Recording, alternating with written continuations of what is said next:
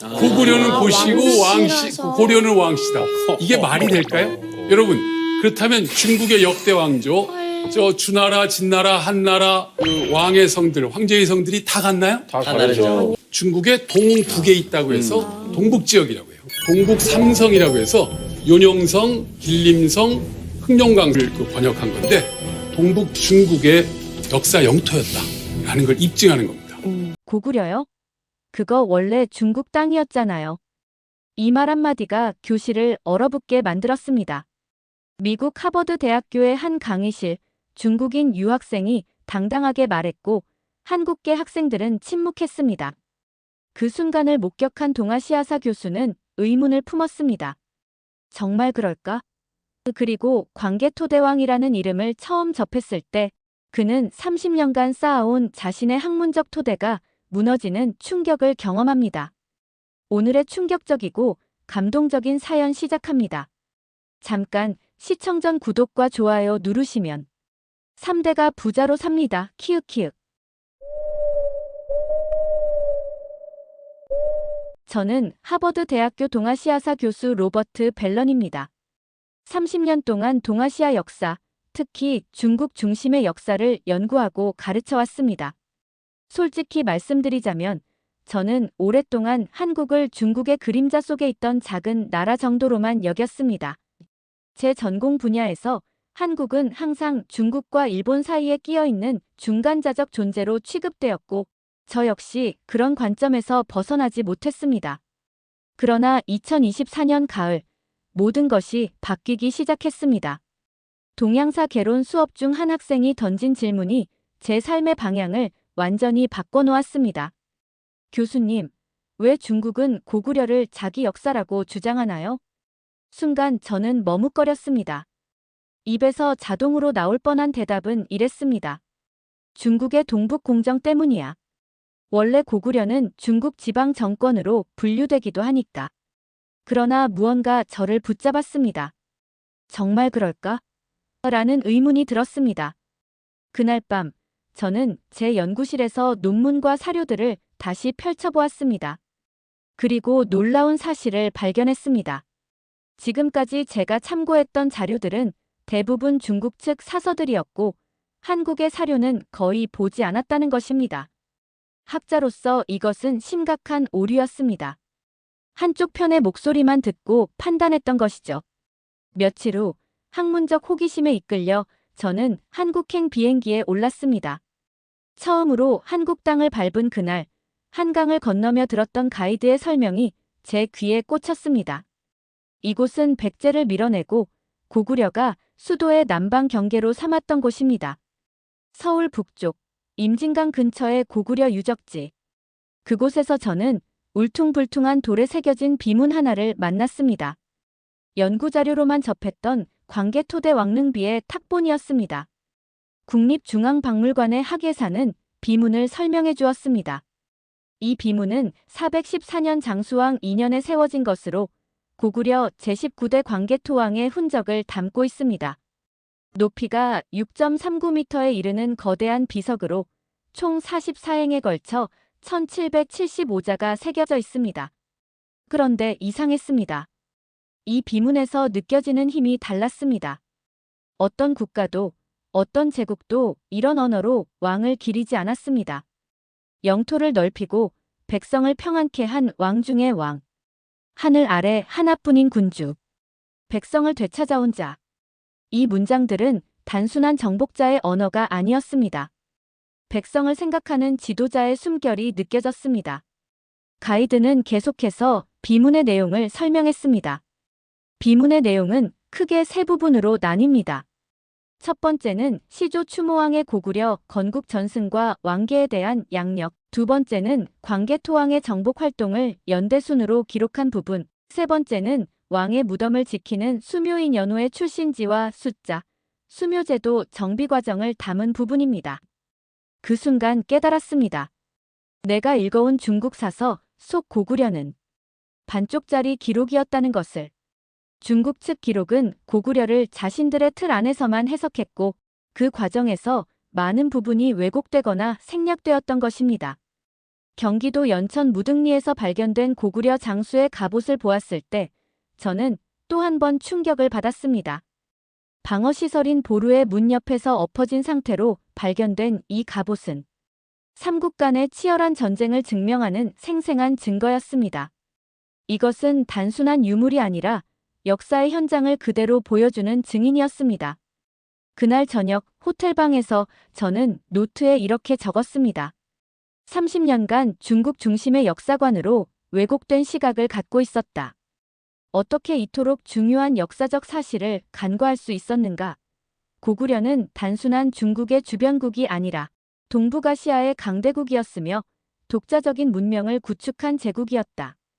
저는 그날부터 광개토대왕과 고구려에 관한 모든 자료를 다시 검토하기 시작했습니다.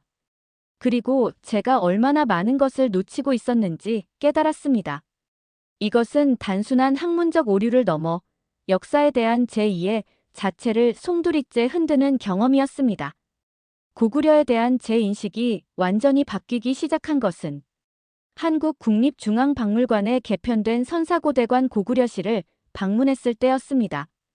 2025년 2월 새롭게 단장한 고구려실은 기존 공간보다 1.7배나 커졌고 전시 유물의 수도 2배로 늘어났다고 했습니다.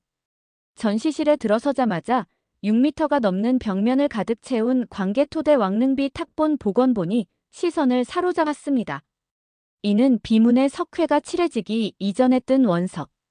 탁본을 복원한 것으로 가장 신뢰할 수 있는 원본에 가까운 형태였습니다.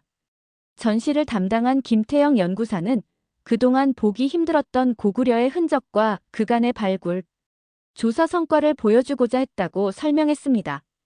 저는 여기서 일본 학자 도리이 류조가 지안 일대 고구려 유적을 조사하고 남긴 사파와 실측 도면들을 마주했습니다.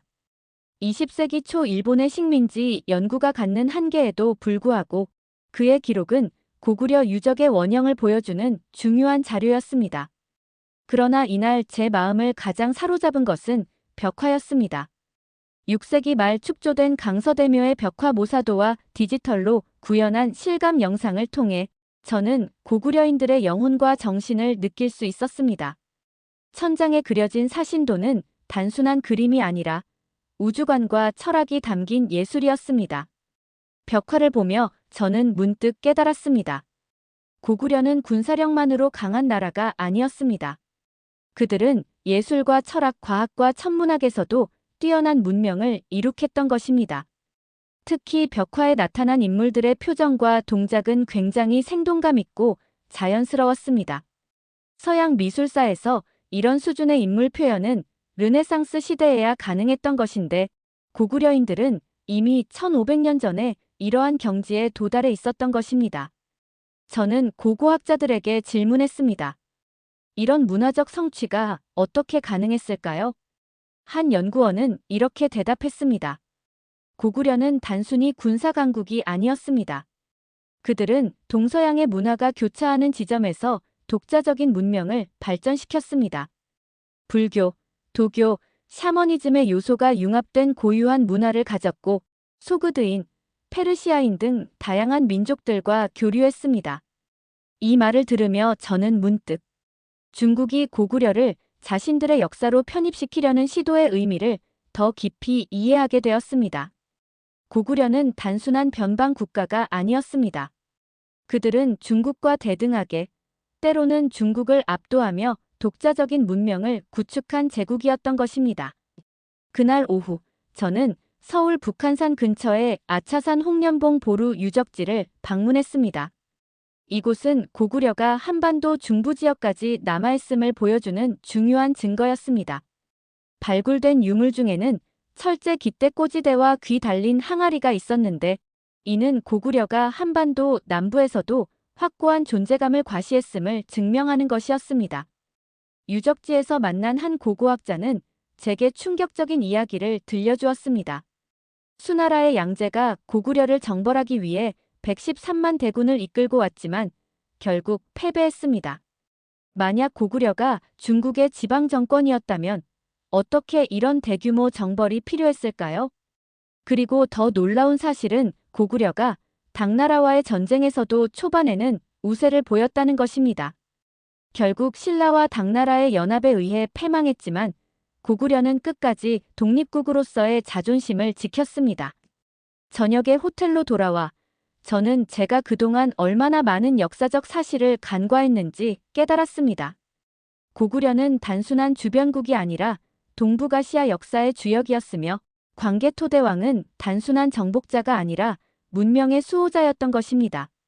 그날 밤 저는 한국의 고고학자 한 분께 전화를 걸어 질문했습니다. 왜 서양 역사학계는 고구려와 같은 동북아시아의 중요한 문명을 제대로 평가하지 못했을까요? 그분은 잠시 침묵 후 답했습니다. 서양 역사학은 오랫동안 중국을 통해 동아시아를 바라봤습니다. 중국이 만든 기록에 의존했고 그 과정에서 고구려와 같은 독자적 문명은 상대적으로 가려졌습니다. 하지만 고고학적 발견들이 계속되면서 이제 그 진실이 조금씩 드러나고 있습니다. 이 대화는 제게 큰 깨달음을 주었습니다. 저는 동아시아사 전문가로서 수십 년간 연구해왔지만 사실은 중국의 역사관을 통해 필터링된 지식만을 받아들이고 있었던 것입니다. 이제 그 필터를 벗어던지고 있는 그대로의 역사를 보아야 할 때였습니다. 고구려에 대한 연구를 깊이 하면 할수록 저는 광개토대왕이라는 인물에 더욱 매료되었습니다. 그가 평범한 군주가 아니었음을 확신하게 된 결정적 계기는 중국 지린성 지안시에 있는 광개토대왕릉과 비석을 직접 방문했을 때였습니다. 그곳에서 만난 중국인 가이드는 이곳은 중국의 고대 소수 민족 정권 고구려의 유적지입니다. 라고 소개했습니다. 그 말에 이상하게도 불편함을 느꼈습니다. 저는 광개토대왕비의 내용을 이미 상세히 연구한 상태였고 그 어디에도 중국이라는 말은 없었기 때문입니다. 비석 앞에 선 저는 그 웅장함에 압도되었습니다. 6.39m 높이의 이 돌기둥은 1500년이 넘는 세월을 견디며 우뚝 서 있었습니다. 아래에는 길이 3.35m, 너비 2.7m의 화강암 기단이 있었지만 안타깝게도 세 부분으로 깨진 상태였습니다. 비문을 자세히 살펴보니 글자를 새길 때 종횡으로 바둑판처럼 가는 선을 그어 균일한 간격을 유지했음을 알 수 있었습니다. 이는 당시 고구려인들의 뛰어난 석공 기술과 정교함을 보여주는 증거였습니다. 비문의 첫 문장은 강렬했습니다. 옛날 시조 추모왕이 나라의 기틀을 여시니 그분은 천재의 아드님이시고 어머니는 하백의 따님이시다. 이는 단순한 신화가 아니라 고구려인들의 독자적인 세계관과 정체성의 표현이었습니다. 이 비문은 조선시대까지도 명확히 알려지지 않았다가 1876년 청에 회인연이 설치되면서 재발견되었습니다. 1877년 관월산이라는 사람이 이끼에 덮인 비석을 발견하고 탁본을 시도했지만 이끼를 제거하는 과정에서 비석이 심각하게 손상되었다고 합니다. 더 흥미로운 것은 20세기 초 일본이 이 비문에 큰 관심을 가졌다는 점입니다. 특히 비문 중 신묘년조 문장을 임나 일본 부설의 근거로 해석하려 했지만 이는 명백한 왜곡이었습니다. 한국의 역사학자 정인보는 1930년대에 이미 이 해석의 오류를 지적했고 최근 연구들은 이 문장을 당대 고구려인들의 의도와 수사적 측면에서 이해해야 한다고 봅니다. 광개토대왕, 본명 담덕은 18세의 나이에 왕위에 올라 24년간 재위하며 고구려를 전성기로 이끌었습니다.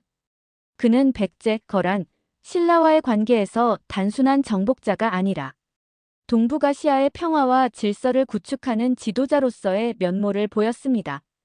특히 주목할 만한 것은 광개토대왕의 첫 정벌이 백성을 되찾기 위한 것이었다는 점입니다. 비문에는 잡혀간 백성을 되찾아오겠다는 구절이 있는데 이는 어느 제국의 왕도 내세우지 않았던 정복의 명분이었습니다. 이런 측면에서 광개토대왕은 전쟁의 군주가 아닌 회복의 정치를 실천한 지도자였습니다. 그의 칼은 확장을 위한 무기가 아니라 백성을 지키기 위한 방패였던 것입니다. 가장 놀라운 발견은 비문의 수묘인 연호에 관한 부분이었습니다. 수묘인 연호란 왕의 무덤을 지키는 사람들을 의미하는데 비문에는 국연 30가, 간연 300가로 이루어진 수묘인들의 출신지 50곳과 지역별 차출 숫자가 상세히 기록되어 있었습니다. 이들은 구민 110가와 신뢰한예 220가로 구분되어 있었는데 구민은 원래부터 수묘역을 수행해 오던 사람들이고 신뢰한예는 광개토대왕이 정복 활동을 통해 새롭게 데려온 한족과 예족들이었습니다. 중요한 점은 광개토대왕이 이들을 무차별적으로 노예화하지 않고 구체적인 역할과 신분을 부여했다는 것입니다. 이는 당시 고구려에 발전된 법과 제도, 신분제, 대민 지배 양식을 보여주는 중요한 증거였습니다. 2012년 집안 지역에서 발견된 집안 고구려비에도 수묘제에 대한 내용이 담겨 있어 이 제도가 고구려 사회에서 중요하게 기능했음을 알 수 있었습니다. 저는 이틀 동안 광개토대왕릉 주변을 3번이나 방문했습니다. 그리고 마지막 방문에서 저는 비석 앞에 조용히 서서 이렇게 생각했습니다. 위대한 역사는 단순한 정복의 기록이 아니라 백성을 위한 지도자의 비전과 행동에서 비롯된다. 광개토대왕은 단순히 영토를 넓힌 것이 아니라 그 안에 살아가는 사람들의 삶을 보호하고 개선했다. 이것이야말로 진정한 위대함의 본질이다. 이튿날, 저는 지안박물관에서 고구려의 다양한 유물들을 볼 수 있었습니다. 그 중에서도 가장 인상적이었던 것은 금으로 만든 관식과 허리띠 장식이었습니다. 그 섬세한 세공 기술은 고구려 공예의 수준이 당대 어느 문명에도 뒤지지 않았음을 보여주었습니다. 또한 무덤에서 발견된 투구와 갑옷은 고구려 군사력의 강함을 증명하는 유물이었습니다. 특히 라멜라 형태의 갑옷은 기동성과 방어력을 동시에 갖춘 뛰어난 설계로 당시 고구려 군이 얼마나 전술적으로 발전했는지를 보여주었습니다. 저녁 호텔로 돌아온 저는 노트에 이렇게 적었습니다. 광개토대왕은 단순한 정복자가 아니었다. 그는 백성을 품은 지도자였다. 그의 비석은 권력의 과시가 아니라 후대에 자신의 통치 철학을 전하기 위한 메시지였다. 이것이 바로 진정한 역사의 힘이다. 하버드로 돌아온 후 저는 제 연구실에 틀어박혀 동북아시아 역사에 관한 기존 서적들을 다시 검토했습니다. 특히 중국의 동북공정에 관한 자료들을 심층적으로 분석했습니다. 동북공정은 중국 정부가 2002년부터 2007년까지 추진한 학술 프로젝트로 표면적으로는 중국 동북 지역의 역사와 국경 문제를 연구하는 것이었습니다. 하지만 이 프로젝트의 실제 목적이 무엇인지 알게 되면서 저는 학자로서 심각한 윤리적 딜레마에 직면했습니다. 동북공정의 핵심은 고구려, 발해 등 한국 역사의 일부를 중국사에 편입시키는 것이었기 때문입니다. 그들의 주장은 다음과 같았습니다. 고구려는 중국 땅에 세워졌으므로 중국의 역사다. 고구려는 독립국이 아닌 중국의 지방정권이었다. 왕건의 고려는 고구려를 계승한 국가가 아니다. 발해는 고구려의 계승 국가가 아니라 중국의 지방정권이었다. 이러한 주장들은 역사적 사실에 기반하지 않은 것이었습니다. 예를 들어 고구려가 중국의 지방정권이었다면 어떻게 수나라와 당나라 같은 중국의 강대국과 전쟁을 벌일 수 있었을까요? 또한 고려 서희의 외교적 성과인 강동 육주 획득은 고려가 고구려를 계승했다는 사실을 명확히 보여주는 역사적 사건이었습니다. 더 충격적인 것은 중국이 2004년 한국의 항의로 동북공정을 중단하겠다고 약속했지만 2011년 초등학교 교과서에 고구려를 중국의 지방정권으로 표현하면서 실질적으로 약속을 어겼다는 사실이었습니다. 그들은 교과서에 당나라의 군사기구이자 지방정권이라고 명시했는데 이는 명백한 역사 왜곡이었습니다. 저는 왜 중국이 이토록 고구려 역사를 자국사에 편입시키려 하는지 그 배경을 연구했습니다. 1980년대 말부터 동구권 사회주의가 무너지기 시작하고 1992년 한중 수교가 이루어지는 등 국제 정세가 급변하는 상황에서 중국은 북한의 미래와 한반도 통일 가능성에 대비해야 했습니다. 가장 중요한 요인은 간도 문제였습니다. 백두산 동쪽의 이 지역은 역사적으로 한국과 중국 사이의 영토 분쟁의 대상이었습니다. 1909년 일본과 청나라가 맺은 간도 협약으로 중국 영토가 되었지만 이 협약은 당사국인 조선대한제국이 배제된 상태에서 체결된 불평등 조약이었습니다. 중국 외교부 부부장 우다웨이는 2004년 한국을 방문했을 때 만일 한국이 간도 소유권을 주장하지 않으면 중국도 고구려가 중국의 것이라고 주장하지 않겠다고 말했다고 합니다. 이는 중국이 가장 두려워하는 것이 남북 통일 이후 간도 문제의 재부상임을 암시하는 발언이었습니다. 더 깊이 분석해보니 중국의 진짜 걱정은 조선족 자치주와 그 주변의 소수민족 문제였습니다. 중국 내 55개 소수민족 중 하나인 조선족은 주로 동북 삼성에 거주하며 한국과 문화적 역사적으로 깊은 유대감을 가지고 있습니다. 중국은 이 지역이 한국 역사와 연결된다면 통일 한국이 되었을 때 민족 분리주의 운동으로 이어질 가능성을 우려하는 것입니다. 중국은 이미 신장 위구르, 티베트, 내몽골 등에서 분리 독립 움직임과 충돌하고 있었습니다. 통일적 다민족 국가론을 주장하는 중국 정부에게 동북 삼성의 조선족 문제는 또 다른 잠재적 위협이었던 것입니다. 이런 배경에서 중국은 고구려 역사를 자국사에 편입시킴으로써 한반도와 동북 삼성 사이의 역사적 연결고리를 차단하려 했던 것입니다.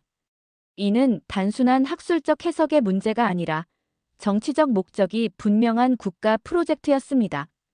중국은 이런 역사 왜곡을 통해 조선족의 정체성도 변형시키려 했습니다. 조선족 문화의 상징인 농악과 판소리를 중국의 비물질 문화유산으로 등록하고 심지어 윤동주 시인을 중국의 저항 시인으로 소개하는 등의 시도가 이어졌습니다. 백두산도 이러한 역사 왜곡의 대상이 되었습니다. 2005년까지 백두산은 연변 조선족 자치주의 관할이었지만 중국 중앙정부는 이 산을 관할권에서 뺏어갔습니다. 2007년 장춘 아시안게임에서는 백두산을 장백산으로 표기하면서 성화를 체화했고 이에 한국 선수들이 백두산 우리 땅이라는 구호를 외쳐 논란이 되기도 했습니다. 중국의 만리장성 확장 프로젝트도 주목할 만합니다. 원래 6,000km였던 만리장성은 2009년 8,851km로 2012년에는 약 21,000km로 늘어났습니다. 중국은 고구려의 성벽까지 만리장성에 포함시키려 했는데 이 역시 역사 왜곡의 일환이었습니다. 아이러니하게도 중국이 그토록 고구려를 자국사에 편입시키려 하는 것은 역설적으로 고구려의 중요성을 증명합니다. 고구려가 중요하지 않았다면 이토록 대대적인 역사 왜곡 프로젝트가 필요하지 않았을 것입니다. 저는 하버드로 돌아와 제 학생들에게 이런 역사 왜곡의 실체를 가르치기 시작했습니다. 그러자 한 중국인 학생이 질문했습니다. 교수님, 역사는 항상 해석의 문제 아닌가요? 왜 중국의 해석만 비판하시나요? 저는 이렇게 대답했습니다. 역사는 해석의 여지가 있지만 그 해석은 사실에 기반해야 합니다. 고구려가 독립국이었다는 것은 수많은 역사적 증거로 입증됩니다. 수나라, 당나라와의 전쟁, 독자적인 문화와 제도, 외교 관계 등이 그것입니다. 이런 사실을 무시하고 정치적 목적으로 역사를 왜곡하는 것은 학문적 윤리에 어긋납니다. 다른 학생이 물었습니다. 그렇다면 우리가 할 수 있는 일은 무엇인가요? 정확한 역사 지식을 갖추고 이를 전파하는 것입니다. 역사는 단순한 과거의 기록이 아니라 현재와 미래를 형성하는 중요한 요소입니다. 고구려와 같은 역사적 사실이 왜곡되면 그것은 현재 살아가는 사람들의 정체성과 미래 세대의 인식에도 영향을 미칩니다. 그날 이후 저는 동아시아사 강의에서 고구려의 역사적 중요성과 독자성을 특별히 강조하기 시작했습니다. 역사적 사실에 기반한 균형 잡힌 시각으로 고구려를 가르치는 것이 학자로서 제 책임이라고 생각했기 때문입니다. 제 강의를 들은 한 학생은 이렇게 말했습니다. 교수님, 고구려에 대해 배우기 전까지 한국 역사는 그저 중국과 일본 사이에 끼인 작은 나라의 이야기라고만 생각했어요. 하지만 이제 동북아시아 역사의 큰 흐름 속에서 고구려의 중요성을 이해하게 되었습니다. 이것이 바로 역사 교육의 힘입니다. 올바른 역사 지식은 현재를 이해하고 미래를 준비하는 데 필수적입니다. 특히 고구려와 같이 지정학적으로 중요한 위치에 있었던 문명의 역사는 오늘날 동북아시아의 복잡한 국제관계를 이해하는 데 중요한 열쇠가 됩니다. 한국 방문 중 가장 인상적이었던 경험은 서울의 한 중학교를 방문했을 때였습니다.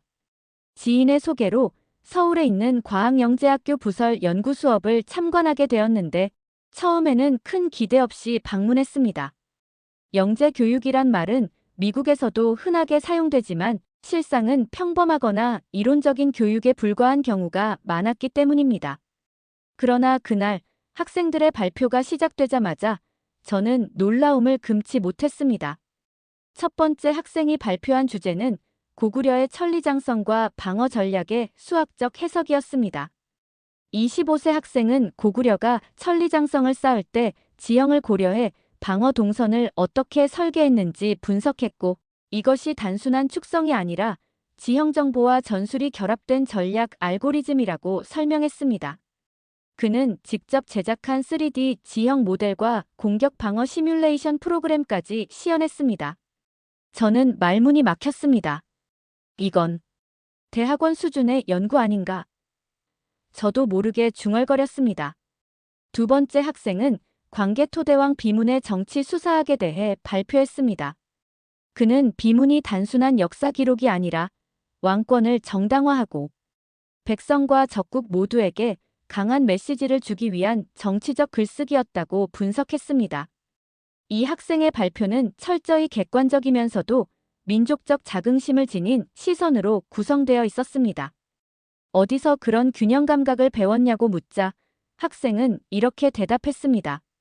저희 학교에서는 역사를 암기하지 않습니다. 질문하고 비교하고 반박하고 그리고 사랑합니다. 처음에는 사랑한다는 표현이 이해되지 않았습니다. 하지만 곧 깨달았습니다. 이 학생들은 고구려를 단순히 외운 것이 아니라 고구려의 정신을 자신의 삶에 적용하고 있었던 것입니다. 수업이 끝난 후 한 교사와 대화를 나눌 수 있었습니다. 그분은 이렇게 말했습니다. 우리 아이들은 단지 똑똑하기만 한 것이 아닙니다. 자신이 어떤 민족의 후예인지, 어떤 정신을 이어가고 있는지 알고 있습니다. 그래서 더 겸손하고 더 당당합니다. 이 말에 저는 다시 한번 충격을 받았습니다. 미국에서 영재 교육은 보통 개인의 능력, 경쟁력, 진학 스펙을 중심으로 이루어집니다. 하지만 이곳에서 본 교육은 달랐습니다. 그 중심에는 정신이 있었습니다. 바로 고구려의 광개토대왕의 그리고 수천 년을 이어온 민족의 정신이었습니다. 며칠 후 그 학교 학생 중 한 명의 포트폴리오를 받아볼 수 있었습니다. 거기에는 장수왕의 평양 천도와 대동강수로 전략에 대한 분석이 있었습니다. 이 학생은 한강과 대동강의 흐름을 위성 지도와 중세기 기상 자료를 결합해 분석하고 왜 평양이 군사적, 경제적 요충지였는지를 입증했습니다. 그 자료를 보며 저는 웃으며 말했습니다. 이런 걸 내가 40대에 겨우 이해했는데 이 아이는 15살에 이미 꿰뚫고 있군. 다음으로 방문한 곳은 서울 종로구의 한 고등학교였습니다. 그곳에서 고구려 정신과 한국인의 정체성이라는 특별 강연이 열렸습니다. 강사로 나선 젊은 역사교사의 첫마디가 아직도 기억납니다. 여러분, 광개토대왕은 언제 죽었을까요? 아니요, 저는 아직 살아계시다고 생각합니다. 학생들이 웃으며 반응했고 저는 순간 대학 강단에서 이런 식으로 수업을 시작해도 괜찮을까 하는 생각이 들었습니다. 하지만 이 교사의 설명을 듣고 나서 저는 제 학문적 경계선이 너무도 좁았음을 깨달았습니다.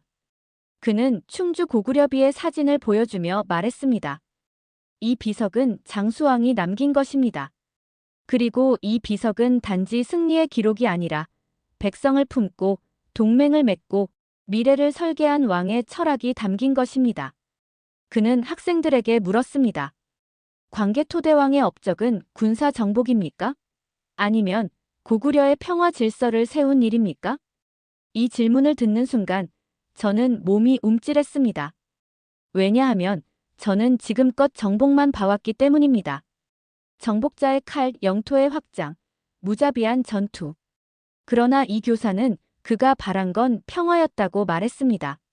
사해의 백성들이 함께 살아가는 울타리를 꿈꾼 지도자, 그것이 바로 담덕, 광개토대왕이었다는 것이었습니다. 강의가 끝난 후 저는 한 학생과 대화를 나누게 되었습니다. 그 아이는 제게 말했습니다. 광개토대왕은 저에게 그냥 위인이 아니에요. 전 그냥 할아버지 같아요. 그 학생은 자신의 할아버지가 6.25 전쟁 당시 포항 전선에서 전사했고 아직도 유해를 찾지 못했다고 했습니다. 광개토대왕은 저희 가족이 다시 일어설 수 있도록 해주신 거예요. 지금도 우리를 지켜주시는 분이라고 생각해요. 그 말을 듣고 저는 아무 말도 할 수 없었습니다. 이 학생에게 광개토대왕은 단순한 역사 속 인물이 아니라 현재 자신의 삶에 영향을 미치는 정신적 지주였던 것입니다. 그날 밤 호텔 창문을 통해 바라본 서울의 야경은 낮에 보았던 고구려 유적지와는 전혀 다른 네온 불빛의 현대 도시였습니다. 그런데 이상하게도 이 현대적인 도시에서도 고구려의 정신이 살아 숨쉬고 있는 듯 했습니다. 다음 날 저는 우연히 한국의 기업 박람회에 초대되었습니다. 그곳에서 리더십과 국가 경쟁력에 대한 발표를 하게 되었는데 한 청년 창업가가 제게 물었습니다. 교수님, 고구려의 리더십을 현대 경영에 어떻게 접목시킬 수 있을까요? 저는 놀랐습니다. 제가 연구해온 역사적 인물이 젊은 기업가들에게 영감을 주고 있다는 사실의 말입니다. 그는 말했습니다. 광개토대왕은 인재를 신분이 아닌 능력으로 기용했습니다. 전쟁을 하면서도 정복한 나라의 자치를 허용했고 무기를 들지 않은 백성에게는 따뜻한 울타리를 제공했습니다.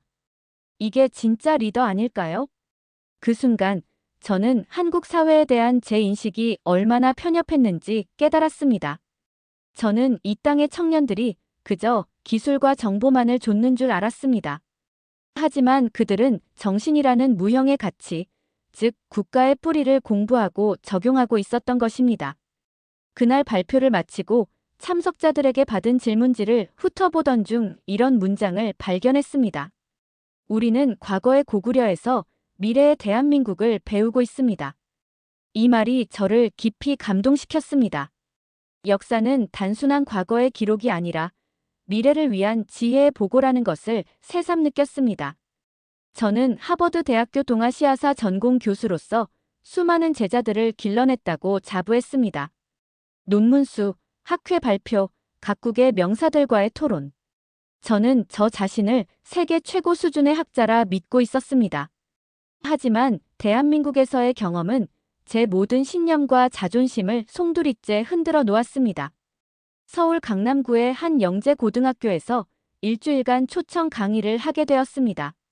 전 세계적으로도 유명한 이 학교는 수학, 과학은 물론이고 역사와 철학, 예술까지 다방면의 균형 교육을 강조하는 곳이었습니다. 프로페서 아너드 투 해브 유 학생 한 명이 영어로 말했지만 이내 자연스럽게 한국어로 이어 말했습니다. 저희는 역사 수업을 가장 좋아합니다. 과거의 이야기가 저희의 미래를 바꾸는 걸 알게 되었기 때문입니다. 저는 속으로 고개를 갸우뚱했습니다. 수학, 과학을 좋아한다는 말은 익숙했지만 역사라니. 지금 시대에 그게 그렇게 중요하다고요? 첫 강의 날, 저는 광개토대왕에 대해 강의했습니다. 고구려의 팽창주의, 북방 정책, 연나라와의 갈등. 제가 평생 공부해온 영역이었습니다. 학생들은 집중했고 반응도 좋았습니다. 하지만 강의가 끝난 후 한 학생이 조심스레 손을 들었습니다. 교수님, 혹시 광개토대왕이 꿈꾼 세계가 단순한 정복이 아니라 포용의 질서라는 해석도 가능하지 않을까요? 순간 저는 충격을 받았습니다. 왜 그렇게 생각하나요? 라고 물었습니다. 그 학생은 눈을 피하지 않고 당당하게 대답했습니다. 그는 백제를 멸망시키지 않았습니다. 신라와는 동맹을 맺었고 포로는 귀양시켰으며 한민족 전체의 평화를 위해 울타리를 만들었습니다. 저는 그걸 정복의 마스터 플랜이 아니라 공존의 전략이라고 배웠습니다. 저는 말문이 막혔습니다.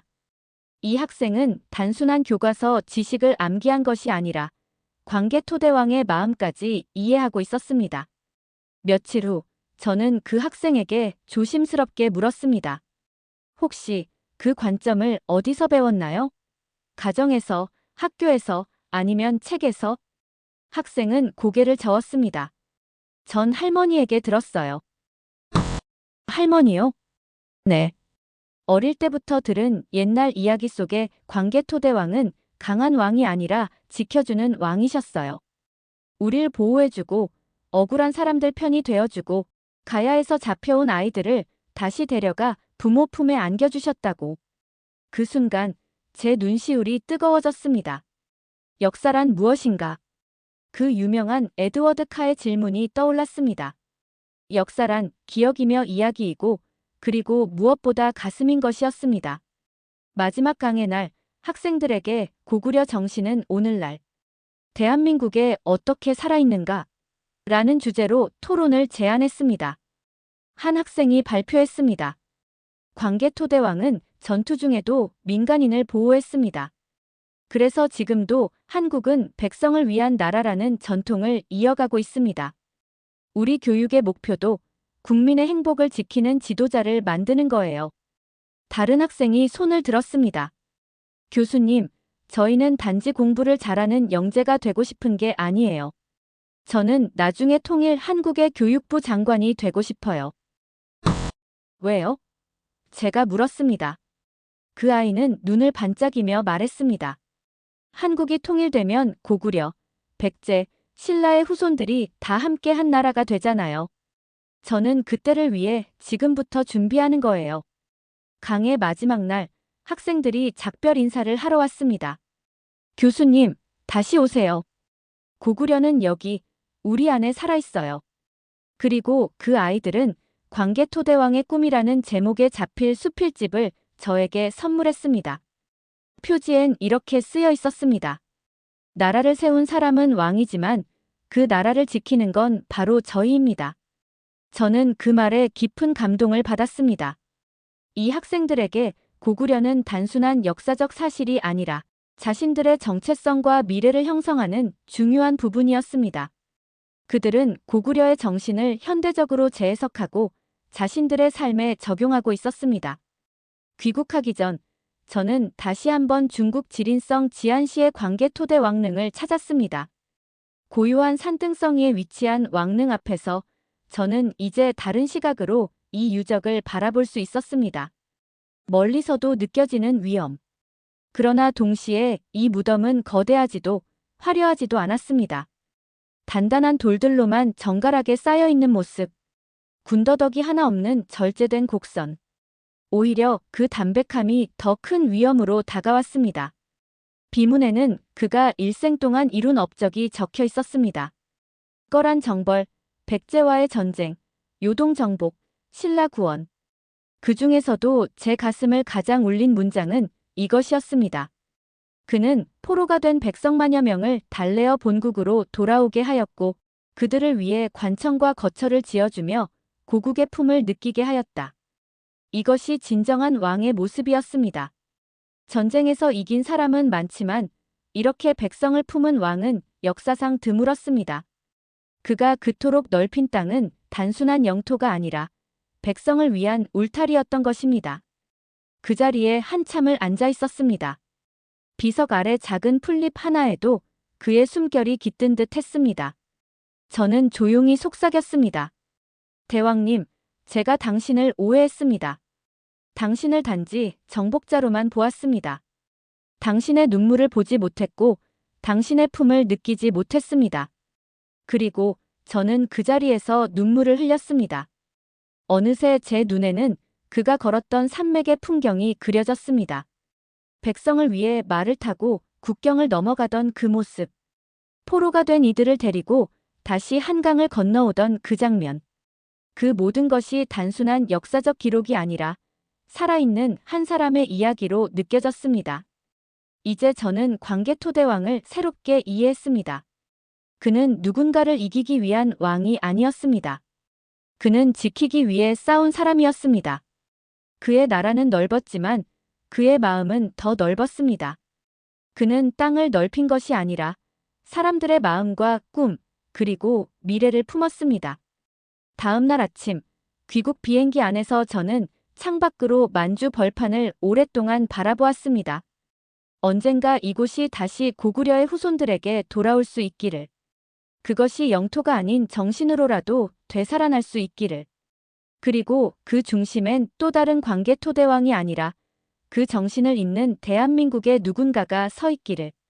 이 경험은 제 인생의 전환점이 되었습니다. 이제 저는 동아시아사 수업에서 고구려와 광개토대왕에 대해 다른 방식으로 가르칩니다. 중국 중심의 시각이 아닌 균형 잡힌 관점에서 고구려의 독자성과 위대함을 설명합니다. 그리고 무엇보다 역사 속에서 사람을 보는 방법을 가르칩니다. 광개토대왕은 단순한 정복자가 아니었습니다. 그는 백성을 품은 지도자였고 평화를 꿈꾼 비전가였으며 동북아시아의 질서를 새롭게 구축하려 했던 혁신가였습니다. 이것이 제가 한국에서 배운 가장 소중한 교훈입니다. 하버드로 돌아온 후 저는 제 학생들에게 이 경험을 나누기 시작했습니다. 처음에는 조심스러웠습니다. 30년간 가르쳐온 내용을 하루아침에 바꾸는 것은 쉽지 않았기 때문입니다. 하지만 진실을 외면할 수는 없었습니다. 여러분, 오늘은 제가 지금까지 가르쳐온 동아시아사에 대한 중요한 패러다임 전환을 이야기하려 합니다. 수업을 시작하며 이렇게 선언했습니다. 교실에는 침묵이 흘렀습니다. 학생들은 의아한 표정으로 저를 바라보았습니다. 저는 지난 30년간 중국 중심의 동아시아사를 가르쳐왔습니다. 그러나 최근 한국 방문을 통해 제가 얼마나 편협한 시각을 가지고 있었는지 깨달았습니다. 특히 고구려라는 나라에 대해서요. 이어서 광개토대 왕릉비, 고구려 유적지, 그리고 한국 학생들과의 교류를 통해 배운 것들을 나누었습니다. 학생들의 눈이 점점 커지는 것이 보였습니다. 한 중국 유학생이 손을 들었습니다. 교수님, 그렇다면 중국 정부의 동북 공정은 역사 왜곡인가요? 저는 잠시 숨을 고르고 대답했습니다. 학문적 관점에서 볼 때 역사적 사실에 기반하지 않은 주장은 왜곡이라고 볼 수 있습니다. 고구려가 중국의 지방정권이었다는 주장은 수많은 역사적 증거에 위배됩니다. 수나라, 당나라와의 전쟁이 대표적인 예죠. 지방정권이 중앙정부와 전쟁을 벌일 수는 없습니다. 그 학생은 고개를 끄덕였습니다. 이해합니다. 실은 저도 중국 역사책에서 배운 내용에 의문이 있었습니다. 다른 학생이 질문했습니다. 교수님, 한국 학생들은 정말 역사를 그렇게 깊이 이해하고 있나요? 미국에서는 상상하기 어려운 일인데요. 네, 놀라운 일이었습니다. 그들에게 역사는 단순한 암기 과목이 아니라 정체성과 미래의 지표였습니다. 특히 고구려와 광개토대왕은 그들에게 지켜주는 존재, 본받고 싶은 모델로 여겨지고 있었습니다. 한국계 학생 하나가 조용히 손을 들었습니다. 교수님, 사실 저희 가정에서도 고구려 이야기를 많이 들었습니다. 하지만 학교에서는 그런 내용을 배운 적이 없어요. 항상 중국과 일본의 그림자에 가려진 작은 나라로만 소개되었죠. 그 말에 저는 깊은 책임감을 느꼈습니다. 교수로서, 학자로서 저는 진실을 추구하고 가르쳐야 할 의무가 있었습니다. 앞으로 우리 수업에서는 고구려를 비롯한 한국의 역사를 보다 공정하고 깊이 있게 다루겠습니다.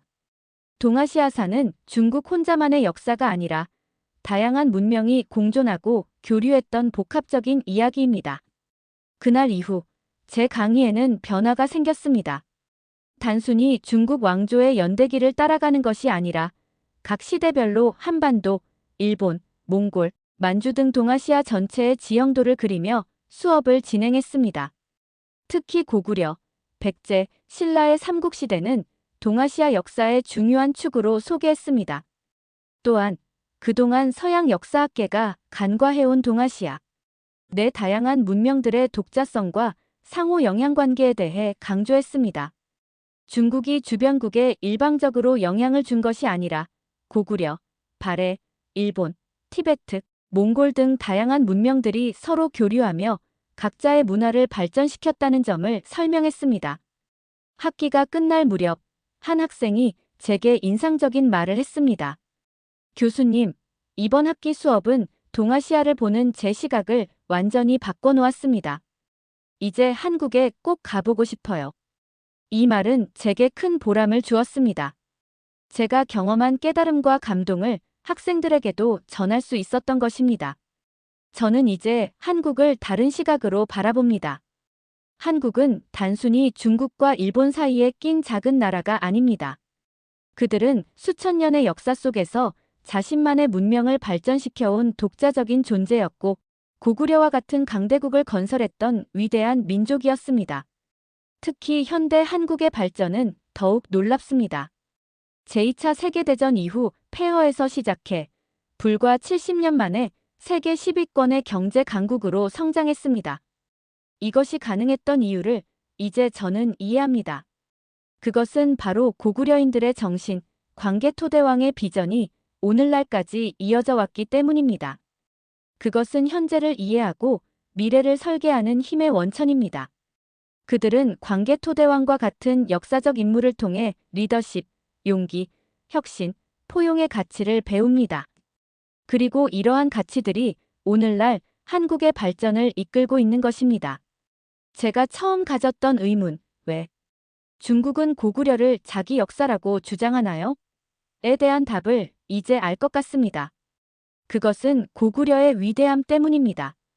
고구려가 중요하지 않았다면 그토록 필사적으로 자국사에 편입시키려 하지 않았을 것입니다.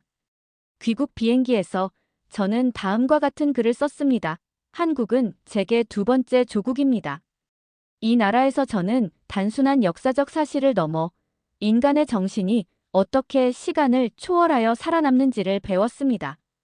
광개토대왕은 물리적으로는 떠났지만 그의 정신은 오늘날 한국인들의 마음속에 살아 숨쉬고 있습니다. 이것이야말로 진정한 불멸입니다. 이제 저는 자신 있게 말합니다. 대한민국은 작지 않습니다. 고구려의 피가 흐르는 나라, 정의와 사랑으로 민족을 품은 진짜 대국입니다. 오늘의 사연, 여러분은 어떻게 들으셨습니까? 고구려를 단순한 역사로 보던 한 외국인 교수가 결국 한국을 마음의 조국이라 부르게 된 이야기. 그분의 감동은 곧 우리 모두가 지켜온 이 땅의 역사와 정신에 대한 가장 진심 어린 찬사였는지도 모르겠습니다. 특히 국립중앙박물관의 새로운 고구려실은 우리 역사를 보다 생생하게 만나볼 수 있는 소중한 공간입니다. 6m가 넘는 광개토대 왕릉비 탁본 복원본부터 연천 무등리, 보루에서 발견된 고구려 장수의 갑옷까지 1800점이 넘는 유물들이 고구려의 정신을 오늘에 되살려주고 있습니다. 그것은 현재를 살아가는 우리의 정체성이자 미래를 향한 나침반입니다. 광개토대왕이 꿈꾸었던 백성을 품는 나라의 비전은 오늘날 우리 사회에도 여전히 유효한 가치입니다. 이 영상이 여러분께 잊고 지낸 자긍심을 되새기고 우리 아이들과 손주들에게 무엇을 물려줘야 하는지 생각해보는 계기가 되길 바랍니다. 특히 주변국의 역사 왜곡이 계속되는 지금 우리 스스로 역사를 바로 알고 지키는 것이 얼마나 중요한지 다시 한번 생각해봅니다. 함께 시청해주셔서 진심으로 감사드립니다. 이 영상이 도움이 되셨다면 구독과 좋아요 부탁드립니다. 다음 영상에서도 여러분의 가슴을 울리는 감동적인 이야기로 찾아뵙겠습니다. 늘 건강하시고 우리의 역사와 정신을 가슴에 새기는 멋진 하루 되시길 바랍니다. 감사합니다.